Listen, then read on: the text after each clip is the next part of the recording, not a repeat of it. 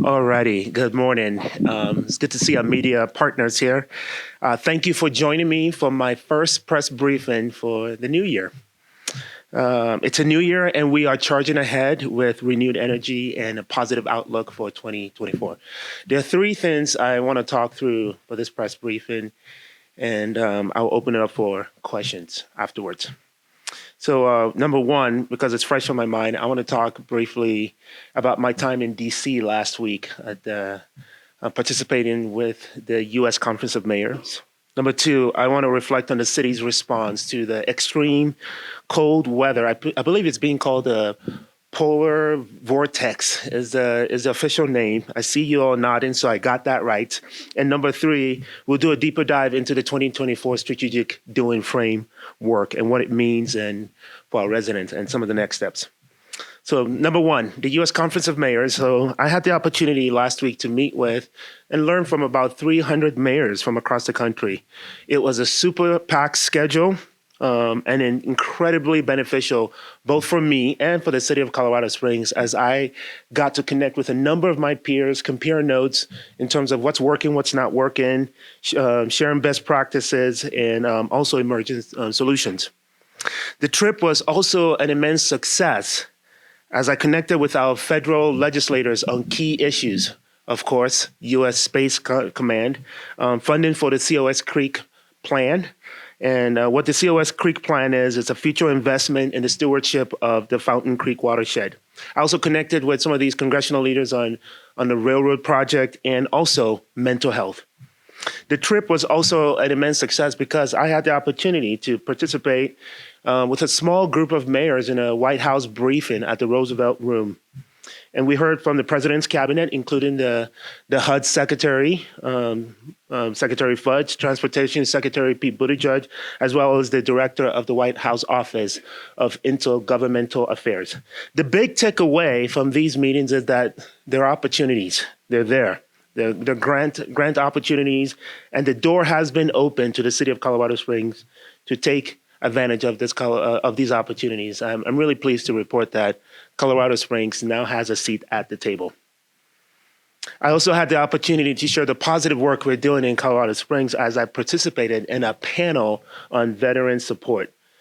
I got a chance to shine light on best practices that we are doing with our city that other cities can adopt. I also accepted a $10,000 grant from the U.S. Conference of Mayors, one of the very few cities that got this grant. And this grant will help fund the expansion of our Transition Assistance Program, also called TAP. And what this program is, it's a collaboration between our fire department and municipal court. And essentially, this program will support our homeless residents and other community members who have engaged with our municipal court system or county jail. And these are families that could benefit from additional support from our incredible nonprofits. For example, if they need to get an ID, we can do that and help them on site. You see, by offering these tools, it actually helps break the cycle of homelessness and could also prevent repeat offenses. I think one of the most impactful, what made my visit so impactful in DC was really the connecting with other mayors as we compared notes around homelessness response, as well as how we each were handling the cold snap that many of our cities experience, which is a great segue to my second item, so the extreme cold weather response. So first of all, I'd like to take a moment to thank and recognize the contribution of our first responders and our countless community members who braved the bitter cold weather from January 12th to the 15th to provide shelter for anyone who needs it. It was an all-hands-on-deck approach to include members of our fire department's homeless outreach program, members of our police department's homeless outreach team, the Pikes Peak Regional Office of Emergency Management, Mountain Metro bus drivers, thank you, and our faith community. And let's not forget also our nonprofit partners and many community volunteers. Also, thank you to our outstanding crew with the Public Works Department to make sure our roads were clear and safe to travel. And finally, Colorado Springs Utilities also deserves a lot of kudos as they work to restore power to more than 3,200 customers who are impacted by the storm, as well as supporting residents and businesses as well who had burst water pipes and some of the other impact from the storm. 505 individuals were sheltered by the Springs Rescue Mission, the Place, and Salvation Army. And another 403 individuals were sheltered by a nonprofit called Hope COS, which coordinated shelter at Sanctuary Church, First United Methodist Church, Vista Grande Church, and a big thank you to the faith communities for stepping up.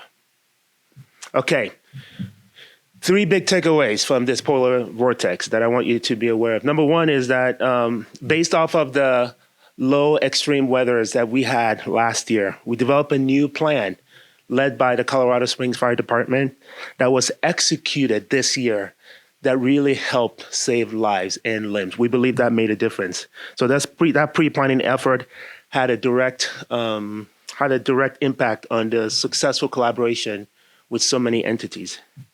That said, there are a couple of things that we have also learned. So number 2 is there is need for additional behavioral health services to support our most vulnerable, notably, especially during a cold snap like we just experienced.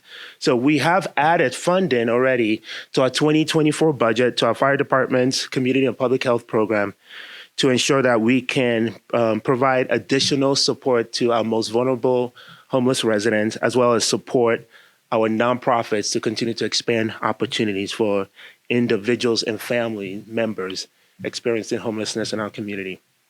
And number 3, in terms of big takeaways, is across all the entities that responded to the cold snap, we've acknowledged that there's room for improvement. And so I have asked for a briefing and a corrective action plan so that we are learning from our previous experience, what worked and what we can do better. I want to be clear on the city's philosophy to homelessness. While the city is not a provider of homeless services, we do offer life-saving services to our most vulnerable residents, including emergency medical response transportation, as I've thanked the Mountain Metro bus drivers, as well as connection to long-term mental and behavioral health programs. Our focus is also to keep our city clean. That's really important. And to ensure that we are preventing further public health risk to our residents experiencing homelessness, as well as public health risk to our visitors and the greater residents of our city. We do put out fires quite a bit from illegal camping, and that's one of the ways that we participate in the homeless response. It is a team effort. The city can't do it alone. So it's an honor for us to partner with so many nonprofit partners, as well as private sector partners, who are working effectively and efficiently to ensure that we can address the difficult issues around homelessness, both upstream and downstream. Okay, the third item, and then I'll open it up for questions. So strategic doing, probably something you've heard quite a bit. 2 weeks ago, we released the 2024 strategic doing framework. Think of this as my contract with the community in terms of what we're going to deliver on their behalf. By way of reminder, this framework was developed based off of 3 different pillars. Pillar number 1 is a citywide listening tour and the feedback our community members gave me. Pillar number 2, we heard from a group of community leaders, a team of rivals we put together called in different teams called Solutions Team, who offered solutions in terms of what we should be prioritizing for the future of our city. And the third pillar, city council members and city staff also help shape this document. When you're introducing a new concept, I also find it helpful to talk about what it is not. What this document is not, it's not representative of every action the city will take in 2024. There's a lot more we will be doing on behalf of our residents. And this is not our long-term strategic plan either. What this plan is it gives us it provides the opportunity for us to take so much information and feedback and put it through this funnel system and be able to allow us to focus on key deliverables for our residents. They say if you aim for everything, you aim for nothing. One of my favorite quotes. It's why my word for the year is bullseye, because we want to ensure that we're keeping the main things the main things. So as I shared last December, this plan action plan, this strategic doing framework focuses on 5 key areas: public safety, economic vitality, infrastructure, housing solutions, and economic vitality. There are 20 items in altogether, and I won't get to all 20, but I just want to highlight just a handful. So under public safety, expect us to get to authorized strength of 818 officers that we need to keep our community safe. And by the way, you're invited to join me today as we celebrate our 32 newest officers that are graduating today at Radiant Church. Number 2, infrastructure. We are laser focused on smart growth policies, and as well as investing in our roads, bridges, sidewalk, curbs and gutters. So expect this November 5th, this election cycle, there will be a renewal of 2C in the ballot. Since the inception of this program, the city has made such great progress keeping our roads and sidewalks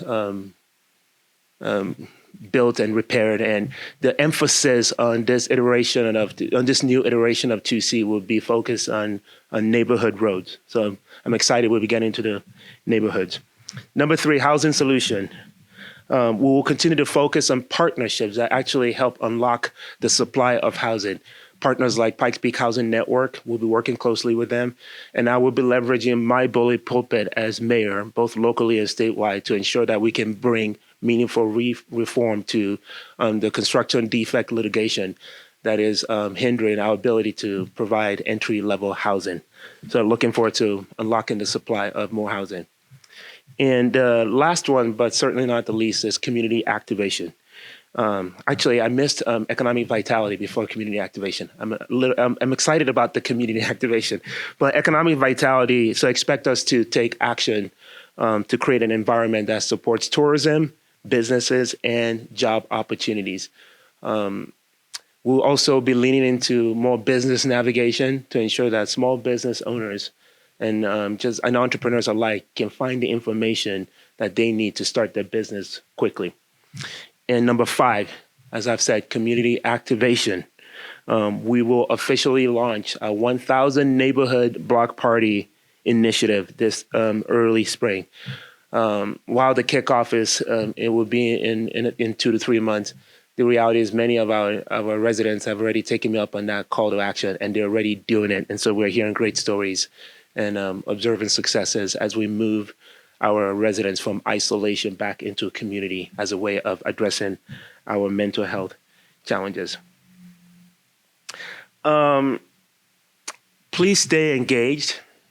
coloradosprings.gov/2024 strategic doing is where you can find all that information, the plan, as well as the dashboard, because we will be measuring these efforts, because it's important that we have KPIs that we're able to track and measure our own success. And one last item before I open it up to questions is to create some consistency with scheduling. We are moving these monthly press briefings to the 3rd Thursday of every month, pending any scheduling conflicts. So I hope it gives us like that recurring platform for us to be able to meet, and something that is more consistent for all of us. Vanessa, my Chief Communication Officer, will keep you posted. So with that, I want to open it up for any questions. Mayor, you said, correct me if I'm wrong, but did you say that you're going to look to extend the 2C paving program for another 5 years after this current second 5-year period is over with? Yeah, that's a great question. The second 5-year period is scheduled to be over in 2025. And so we want an opportunity to get ahead of that similar strategy that was done last time. So I don't know if it's going to be 5 years. I don't know if it's going to be 10 years. We would like to pull that information. But what I do know is we will have that in the ballot as a way to ensure that we are able to keep up with the needs around the maintenance of our roads and bridges. My understanding, Mayor, is that after the end of the second 2-year, at the end of the second 5-year 2C2 period or whatever, that only about a third of the city streets are going to have been repaid. So that leaves 2/3 that may still need attention, and then the first to 10-year period Right. paving is going to start getting old and wearing out or whatever. Exactly. So I'm wondering, is what we're doing enough, and are we doing it fast enough to keep up with the growth and the wear and the tear on all the streets that we have? Scott, that's a great question. I would actually agree with you that perhaps we're not doing it fast enough. But what we're doing is all we can, and we're doing something. We've made a lot of progress since the first couple of iterations of 2C, and we're going to keep making progress. Where the case I'm making to public is that, as you can see, as you've articulated, the need is there, and we could easily double up this amount if we could. But that's not the ask of my fellow residents. The ask is that let's continue to invest in our own infrastructure. We will reassess the list and figure out how to. It's a game of priority, which one, and so we'll continue to look at that list, and we'll be adaptable and fluid as we go. But this new iteration, I want to be clear, it's going to be focused in our neighborhoods, and in large part because that's what our residents are asking. They're like, hey, we know 2C has been going on for the last 8 years. We're not seeing a lot of difference in our neighborhood because a lot of the focus has been on the main thorough roads. And so I'm excited that we can now get into the neighborhoods. My understanding, though, Mayor, was that the second 2C period did include, or was supposed to include, more of a focus on neighborhood streets. It did include some, but not as much as we will be able to with 2C3. You mentioned that we were only able to get to a third, and I also want to say that part of the challenge we've experienced is the rising cost of materials. So what we budgeted compared to the reality of where materials sitting at right now, the price of materials are sitting, and the cost of using contractors have gone up. So that's we're not as caught up as I would like us to be, because it's a numbers game, it's a money game. What's your message, Mayor, to people out there who, almost 10 years into this expanded paving program, still are waiting for their streets to get paved? Yeah, and that's what 2C3 is all about. 2C3 is all about is we're coming to your neighborhood. We see you. We've heard you. We're glad we've been able to take care of the roads leading to your place of work and perhaps your gym, perhaps the community centers or your favorite restaurant. But I also hear you that the roads in front of your house needs work. So we're coming to your neighborhood. Kind of just changing topics, I have a question about that super cold weekend. I was kind of out and about covering the efforts that were being done in terms of housing the homeless. And it was clear that a lot of churches were kind of taking it upon themselves outside of the rescue shelter and other kind of nonprofit entities to do more to house the homeless. I'm just wondering, are there any, after basically that weekend and kind of seeing how much needed to be done in order to keep those people warm and not risk their lives, is there anything else that you would think of doing kind of on the city's behalf in order to provide for that? Right. I spoke earlier, I talked about earlier that the lessons that to be learned, we always want to, first of all, none of us want another cold snap, but we live in Colorado, so it's inevitable that we will experience it. The key is to ensure that we're prepared. The key is to ensure that we are coordinated again alongside of agencies. That cold snap was a moment in time, but that's not representative of our efforts to help end homelessness. So I want to be clear that what the city is doing and what I'm prioritizing still includes mental health care, cleanup, and working with our most vulnerable population. And we'll continue to do that. We'll continue to invest in those priorities. But when it comes to the cold snap, it's important that we are organized. And the biggest opportunity is how do we work with our many volunteers and churches and community members that are saying, hey, we want to brave the bitter cold just to ensure that no one is left in the cold. And there are opportunities and the ways that we can do better. There was some miscommunication with some of the agencies. As you know, maybe you don't know, but Springs Rescue Mission they are set up to be able to handle cold weather emergencies, including receiving homeless residents that may have been asked to leave for safety reasons. So they stop all operations and they go into emergency mode. That is the bread and butter. That's what they do well. I think there was some confusion around whether or not those residents were allowed back and where to go. By the end of the day, churches stepped up, people stepped up. And so coordinating with some of those churches and volunteers that are not involved in the homeless and in the work to end homelessness on a regular basis, how do we prepare some of those organizations and volunteers in the head of the next cold snap? That's one of the greatest opportunities I see. And a shout out to Hope COS. I think they represent a coalition of churches that have said, we want to help. We want to transform our space into a temporary shelter. Does that look like through providing grants for these nonprofits? Because I know that these churches had to, gather donations and spend a lot of money in terms of trying to house these people for that 3-4 day stretch. Like, I know you kind of mentioned in the beginning the grant that you received from the. Right, that grant would be used for the Transition Assistance Program. As you can see, homeless is a very big topic and it's a multifaceted issue, so we have a multifaceted response. So that grant specifically, the Transition Assistance Program, actually helps homeless residents that engage our municipal court system. With regards to a grant for the next cold snap, if there needs to be help financially, I know that that's an opportunity. I can definitely leverage my bully pulpit as mayor to help with that, but that is not the ask right now. And I want to make a clear distinction between the continued work to end homelessness and what you do in a cold snap.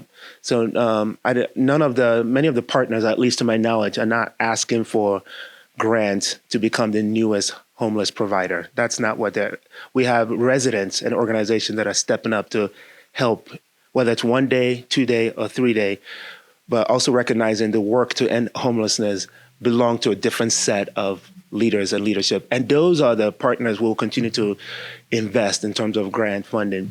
But let's say that there is an opportunity during a cold snap and funding is an issue. I have full confidence in our community that philanthropists and people will step up if that's a need.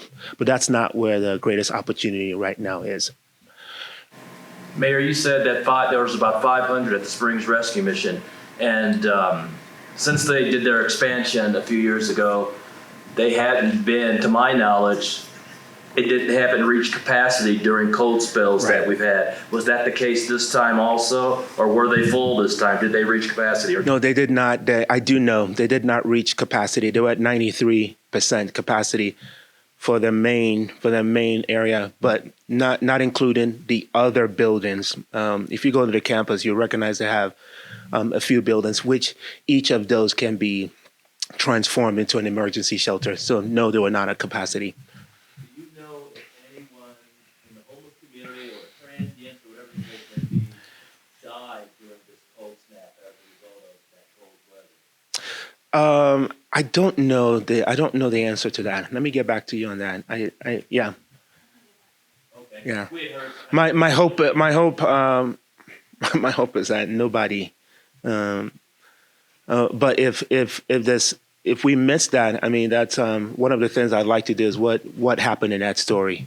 Corrective actions are really important to me. What did we learn, and how can we be better? So we'll look into that. Yes. Hey, I don't know if this also is kind of along the lines of lessons learned in the polar vortex, but and I don't know if you can speak to this, but I had also kind of heard that Hope Colorado Springs was turning away people who were seeking shelter. I don't know if that is actually the case, or if you can speak to that at all. Well, I reported that it had about 403, I believe was the number. So I talked about the confusion in terms of Springs Rescue Mission's leadership and role, and their ability to take their ongoing operations and move it into emergency shelter. I don't think that message, that's an opportunity. That message needs to be more clear to the community. And because of that confusion, Hope COS was bearing the burden of a lot more residents that needed help than they could actually carry. Hence, they had to turn some people away. So the shelters were there. The communication could be better. Do you know how much our response costs the city? Approximately, we don't have the full amount, and I appreciate the heads up with that, Brianna, and ability for us to compute that, because my team hears from me almost on a daily basis that we need to be more data-driven. Data-driven government allows me to be able to answer questions like yours, be able to report out to the community, as well as make good decisions. So. Right now, we don't have data from the Colorado Springs Airport or utilities, which are both enterprises, and we don't have data from the Colorado Springs Fire Department, Community and Public Health Division, and they worked overtime. PD did not work; everything was within their regular function. But we're tracking at almost $27,000 in terms of what that cost the city, and that number it connects to three major areas.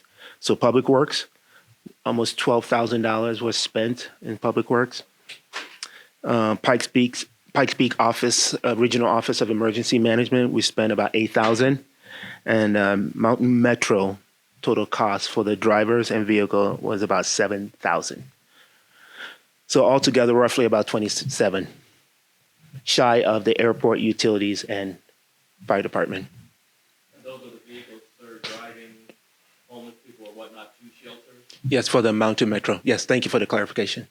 And Mountain Metro was not, while the city took a lead in that work, leadership in those efforts in terms of transportation, I also it's important for me to give kudos to churches like a Rock Family Church. They were not even involved in shelter, but they deployed their bus to go help pick up homeless residents that needed help.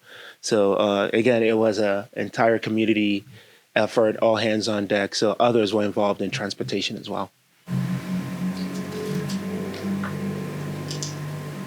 Mayor, I'll ask one more question. It has to do with City Council work session this week. The Housing Office said that they're planning how much the HUD money they're going to get for this year and how they're going to spend it. And they said they're planning on spending 60% of it on affordable housing. That's up from 50% last year. Right. And I'm wondering, as the new mayor here, if you're concerned or how concerned you are about kind of the housing situation in the city, because this is becoming a very expensive place to live. And most of the housing, the affordable housing we're seeing is multifamily. I think a lot of people are crying for something that's more single family oriented, but I know that the expenses and the costs maybe make that more difficult than ever. But I'm just wondering what your concerns are about the availability and the affordability and the quality of housing that's available for so many people who want it and need it. Right. Thank you for that question. This is one that keeps me up at night. I can't believe we got here overnight, really. It wasn't that long ago that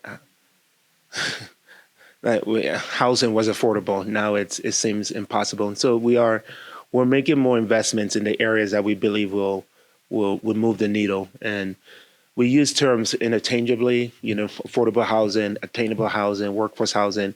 But the bottom line is it's housing for our residents and housing of all types. You've mentioned multifamily. Yes. I was talking to a builder yesterday. They have drafted plans to do more single family homes that are in the high 200s to mid 400,000. So the efforts on the way.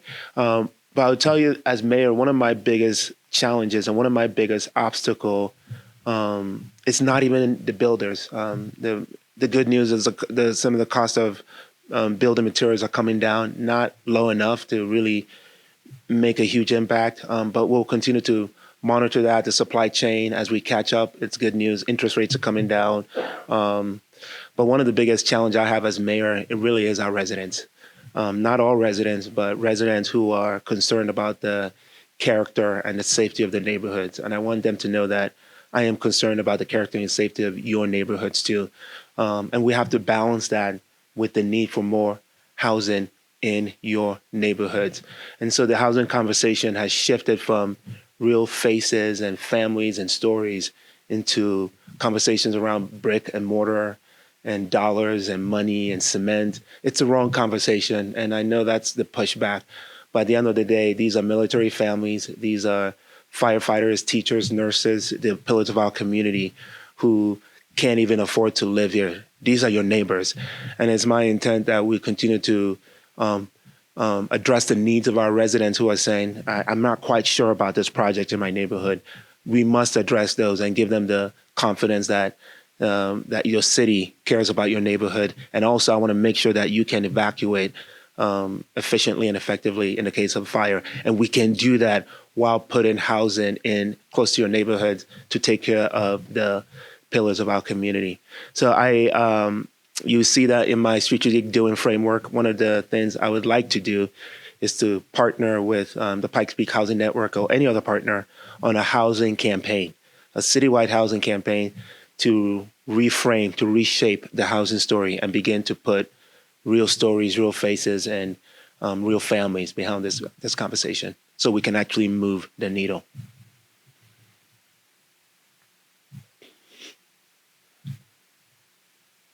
Thank you all.